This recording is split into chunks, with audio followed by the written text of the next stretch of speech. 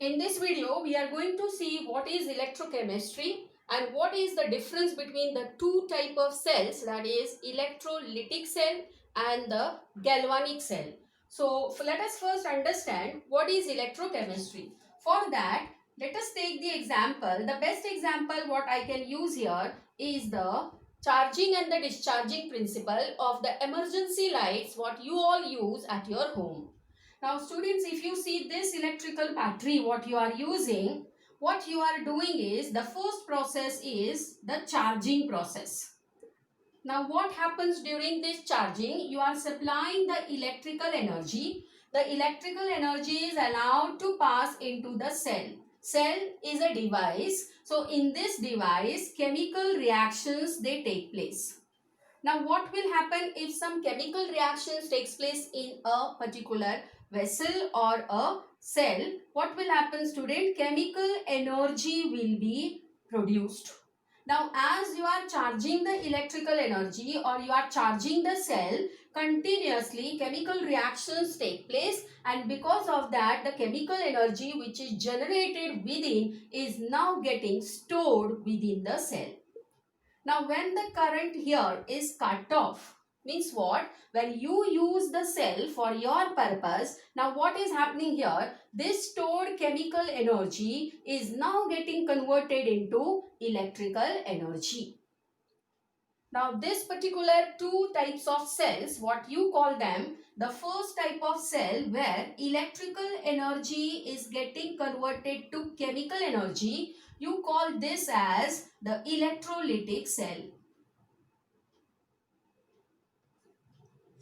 Now the second type of cell where the chemical energy is getting converted to electrical energy, you call this as galvanic or Daniell cell. This is galvanic cell.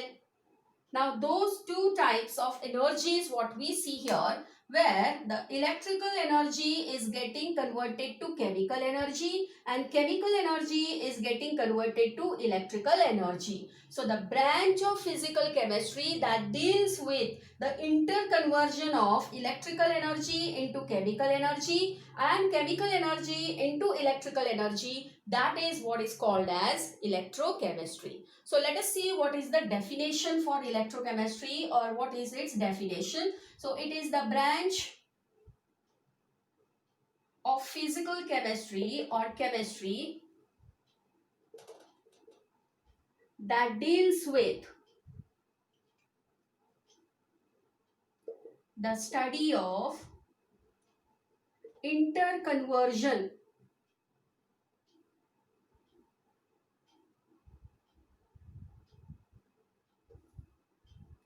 of electrical energy into chemical energy and vice versa. So this is what is electrochemistry. Now let us first understand what is there in electrolytic cell.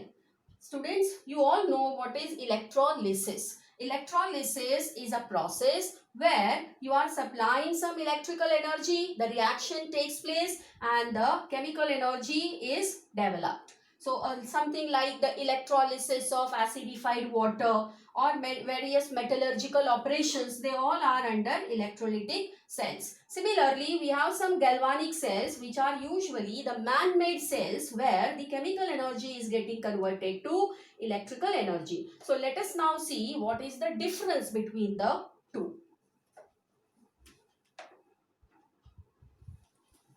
So what is an electrolytic cell? Student, when you write the definition, it's very important that when you are using the word cell here, you have to mention the term that it is a device. If you say it is electrolysis, then it is a process. So what is electrolytic cell? It is a device in which non-spontaneous reactions are made spontaneous. How? By supplying electricity. What is the meaning of that, student? The reaction actually is non-spontaneous. What is the meaning of non-spontaneous? That does not take place of its own. And how you can make it spontaneous? By supplying some external influence, that is by supplying electricity. Now what are galvanic cell? Here this is a device in which a spontaneous chemical reaction, this is a device in which a spontaneous reaction produces electricity. Very important, they are the definitions. Let us see the second point. In electrolytic cell, electrical energy is getting converted to chemical energy. What is there in galvanic cell, student? Chemical energy gets converted to electrical energy. Next, third point, which is very, very important.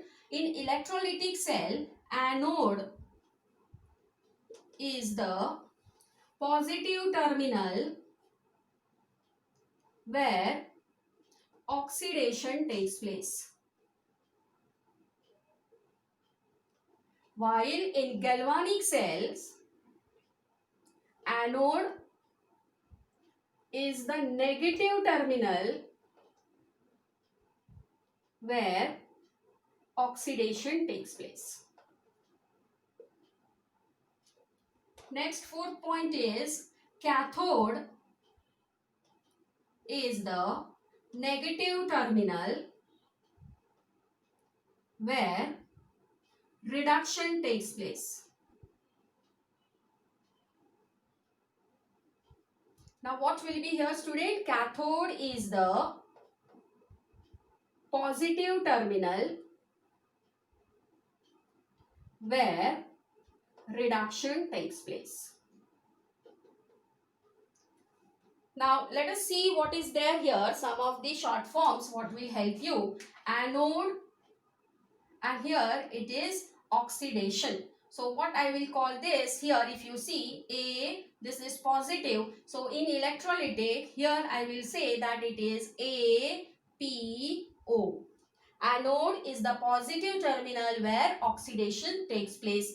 And what about this? It is anode, which is the negative terminal where oxidation takes place. What is this, student? CNR.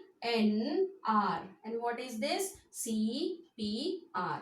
Now if I compare this, here also there is anode, here also there is anode. This is oxidation, this is also oxidation. Then what is the difference here between the two cells is only and only of polarity. Because if you see this, anode is also here it is undergoing oxidation. Here also anode is undergoing oxidation. Cathode is undergoing reduction. Here also cathode is undergoing reduction. So the major difference between the two is only and only of polarity. So the major difference here between the two cells is of polarity. This you have to understand. Now what can be the examples here, student? Under electrolytic cell, as I said, it can be electrolysis of acidified water or your metallurgical, any type of electrolysis reactions. And in case of galvanic cell, you have H2O2 fuel cell and various other dry cells. We will be coming to those examples in the coming lectures. So this is the major difference between the two cells.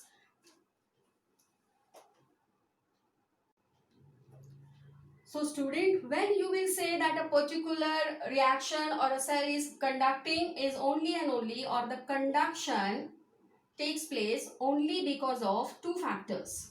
Either there should be free ions or there should be mobile electrons or free electrons. Now when there are free ions and the conduction is because of ions, you call this as electrolytic conductance. Or you also call this as ionic conductance, as it is because of the electrolytes or ions. So you call that as electrolytic or ionic. But if it is because of electrons, then you call it as metallic conductance. Or you call this as electronic conductance. Right, students? So the conduction, if it takes place, then it may be because of the ions which are free in the solution, or it may be because of electrons. So this electronic conduction is observed when electric current is passed and there is a charge transfer. So if there is a charge transfer, then you see this type of conductance. Thank you, students.